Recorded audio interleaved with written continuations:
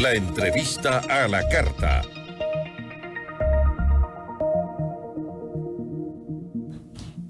Nos acompaña José Chalco, abogado constitucionalista. Doctor, ¿cómo está? Muy buenas tardes. Buenas tardes, Gisela. Buenas tardes a quienes nos escuchan a través de este prestigioso medio de comunicación. Respecto del proyecto de decreto ley denominado Decreto Ley de Apoyo Financiero a favor de beneficiarios coactivos de créditos educativos, becas y ayudas económicas, con 8 votos a favor y un voto salvado de la jueza constitucional Carmen Corral, emitió dictamen no favorable, ¿no? El gobierno mantiene su versión de que todo proyecto económico es urgente. ¿Es esto lo que dice realmente la Constitución? Bien, yo creo que lo fundamental es encontrar dos elementos sustanciales a la hora de entender lo que está sucediendo en el país. Lo primero, el artículo 148 de la Constitución efectivamente habla de un tiempo distinto, de un tiempo en donde el presidente de la República podrá, previo dictamen de la Corte Constitucional, emitir decretos leyes de urgencia económica. Estos decretos ley de urgencia económica, que es la atribución del Ejecutivo, se la hace porque está vigente una muerte cruzada, una situación de verdad, una disolución de la Asamblea no esperada, pero diseñada en la Constitución. ¿Por qué esto? Porque el gran problema y el meollo del asunto es hasta dónde la atribución de la Corte Constitucional debió ser. La Corte Constitucional puede mirar la compatibilidad de las disposiciones con la Constitución y nada más, o también debe ingresar a determinar si esos proyectos se ajustan a urgencia económica. Y la Corte ya nos enseñó. La Corte ya en el dictamen 1 de los decretos ley, el presidente ha enviado 4, solamente el primero ha pasado, que era sobre materia de tributos.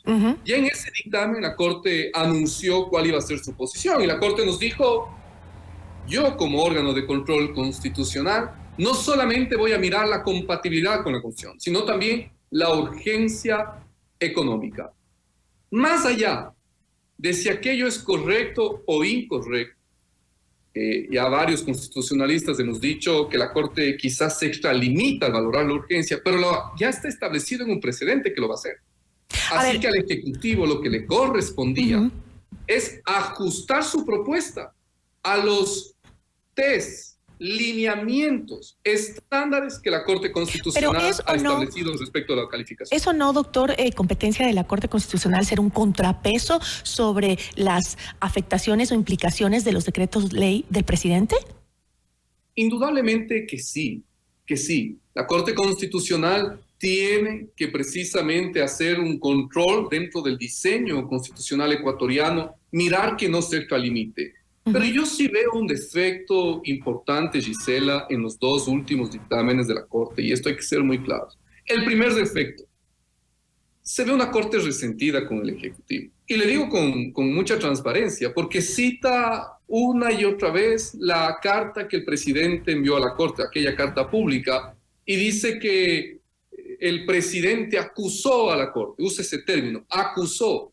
Otro término, la Corte reprocha al presidente, dice así. Entonces, yo creo que aquello no es sano, porque eso le quita la rigurosidad de un análisis técnico que sobre el control de constitucionalidad debió existir. Entonces, ¿la urgencia económica no es discrecionalidad del presidente exclusivamente, como lo ha dicho él o manifestado? Vea, yo creo que respecto de la urgencia económica tenemos que ser claros en lo siguiente. Los decretos establecidos en el artículo 148 de la Constitución se denominan así: decretos de urgencia en materia económica. Lo primero. Lo segundo, la misma Corte Constitucional en enero del 2023, Gisela, que esto hay que saber, en un precedente expreso la Corte dijo que en tiempo ordinario, es atribución exclusiva del presidente la calificación de urgencia económica. Ahora ha señalado que no, en extraordinario no lo va a hacer. Entonces hay que cumplir los precedentes de la Corte. Pero la disolución de la Asamblea tampoco es una carta abierta para que el gobierno legisle sin un contrapeso. Indudablemente que no lo es, y por eso la Corte tiene que revisar que las disposiciones que el presidente intenta que sean parte del ordenamiento jurídico sean de conformidad con la Constitución. Le pongo un ejemplo muy claro. El segundo dictamen de este tiempo, que es respecto de reestructuración empresarial, la Corte encontró que esto sí tiene un vicio de inconstitucionalidad porque los derechos laborales se estarían otorgando a estos un segundo orden de prelación. Explico.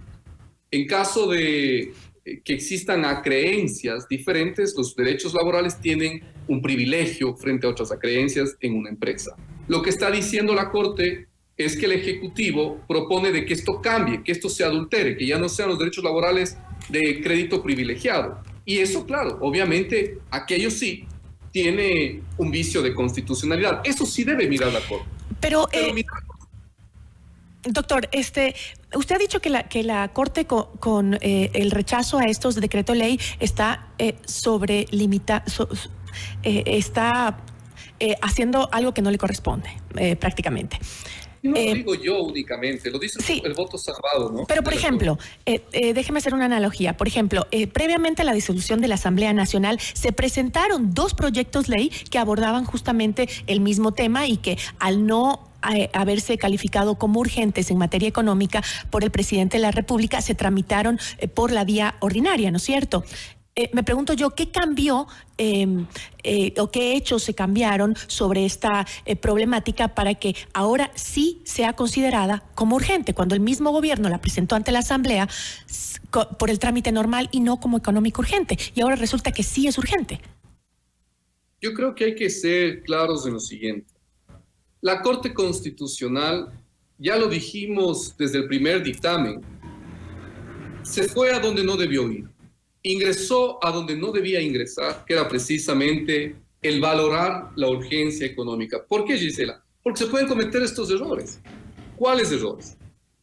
Precisamente que tenga que hacer un test de oportunidad antes que de valoración jurídica de si es o no es constitucional. ¿Cuál es el test para medir la urgencia que está utilizando la Corte? Es un test que mira, primero, si es que es apremiante la circunstancia. Segundo, si hay una conexividad plausible, denominan, entre la medida y la circunstancia. Y tercero, si es que es de efecto inmediato. Apreciada Gisela, esto no es jurídico. Aquello es directamente de oportunidad. Y no es una lógica de una valoración técnica jurídica. Sobre su consulta, que efectivamente es uno de los argumentos de la Corte Constitucional para valorar la urgencia, efectivamente utiliza. Yo creo que los funcionarios del gobierno han cometido muchísimos errores cuando han sustanciado este proceso. Y uno de los errores es precisamente lo que usted está citando. Ellos mismos señalan de que ahora es la oportunidad de pasar este proyecto normativo que antes no han podido. Ellos mismos lo dicen. Es un error. Es porque no han leído ni siquiera los 2 dictámenes últimos de la Corte Constitucional. Eso es un error. Pero ese error no quita, Gisela, que la Corte Constitucional está actuando indebidamente. ¿Por qué? ¿Cómo puede ser? Vamos al de créditos educativos. ¿Cómo puede ser que para la Corte sí sea urgente reducir tributos, que fue el primer dictamen? Eso sí es urgente, reducir tributos para una clase social, pero no es urgente los créditos educativos para personas en atención prioritaria y grupos vulnerables. Ok, pero en el mismo decreto. No pasa un mínimo test de racionalidad. Pero en el mismo decreto que usted acaba de mencionar, ¿no podría el Ejecutivo condonar estas deudas sin necesidad de un decreto ley? ¿No puede hacerlo? No lo puede hacer porque no existe atribución para condonar deudas. Tiene que ser eso realizado a través de acto legislativo, porque eso afecta a las finanzas públicas, a los ingresos del Estado. Y únicamente a través de reserva legal se puede hacer ello, es decir, únicamente a través de disposición con rango de ley.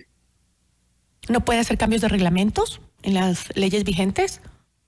El reglamento es reglamento, la ley es ley. La ley tiene un rango distinto al del reglamento. El Ejecutivo puede hacer reglamentos, pero reglamentos a las leyes vigentes, sin contravenir ni alterarlas. Obviamente se requiere aquí una modificación legislativa para el caso de los créditos educativos. Eso no está en discusión. Yo no lo veo aquí de discusión. Aquí el problema es la valoración de la urgencia que ha hecho la Corte. Mire que la Corte dice además que sí es constitucional. Dice que los créditos educativos sí tienen constitucionalidad ese proyecto normativo, pero que sin embargo, respecto de la urgencia, eso está deficiente. ¿Nos puede, por favor, doctor, aclarar para nuestra Constitución qué es una urgencia económica? Nuestra Constitución no valora lo que es urgente. Precisamente por eso la Corte Constitucional no debe ir a donde no tiene que ir. Es lo que estoy señalando. Los jueces constitucionales lo que pueden mirar es la compatibilidad de las disposiciones constitucionales. Pero la Constitución no dice que sí es urgente y que no es urgente. Por eso es que el juez no debe ir allá. Veamos, Gisela, un ejemplo sencillo, no hay por dónde perderse. Veamos la dolarización del 99, que se perfeccionó en el año 2000. Todos los ecuatorianos vamos a llegar a la unanimidad de sostener que la urgencia de la medida de la dolarización del 99 era para el día siguiente, para ese momento. Han pasado 20 años. Pregunto, ¿sigue sin ser trascendental la dolarización para el país? Es que en economía no hay decisiones que solamente duren el siguiente día o el siguiente mes. Hay cambios estructurales y la Corte critica eso, de que una de las propuestas es un cambio estructural del Estado económicamente, pero es que en economía, al menos en macroeconomía, no son cambios de una semana. Insisto, veamos la dolarización del 99 y veamos 20 años después si la dolarización sigue teniendo efecto. A ver, analicemos el decreto ley de reestructuración empresarial y lo que dijo la Corte de este proyecto. Decía que pretende implementar un marco regulatorio totalmente nuevo en materia concursal, cuyos fines y alcance se extienden mucho más allá de la respuesta a las circunstancias apremiantes invocadas. Dijo, por ejemplo, el proyecto prevé disposiciones relacionadas con el uso de inteligencia artificial o con la inclusión de activos digitales o criptoactivos como los tokens emitidos mediante tecnología blockchain en los procesos de reestructuración y liquidación sin que tales innovaciones guarden relación con la agenda necesaria para afrontar la única circunstancia apremiante invocada, que es el fenómeno del Niño. Parecería que otra vez el gobierno mezcla las materias de una ley para justificar su supuesta urgencia económica, ¿o me equivoco? Yo creo que aquí hay un rango técnico de constitucionalidad distinto a la urgencia, apreciada Gisela, que es la unidad de materia.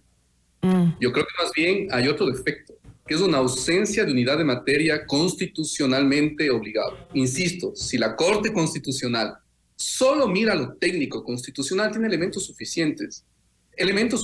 Yo lo que no estoy de acuerdo es de que vaya a la urgencia, porque la urgencia precisamente abre a todo y a nada, una discrecionalidad muy pesada, muy fuerte, en donde un juez constitucional no debería entrar. Pero yo creo que, por ejemplo, respecto de lo que usted cita de este proyecto que fue de reestructuración empresarial, hay una carencia de unidad de materia gigante y hay una inconstitucionalidad respecto de los derechos de los trabajadores. Ahí hay errores.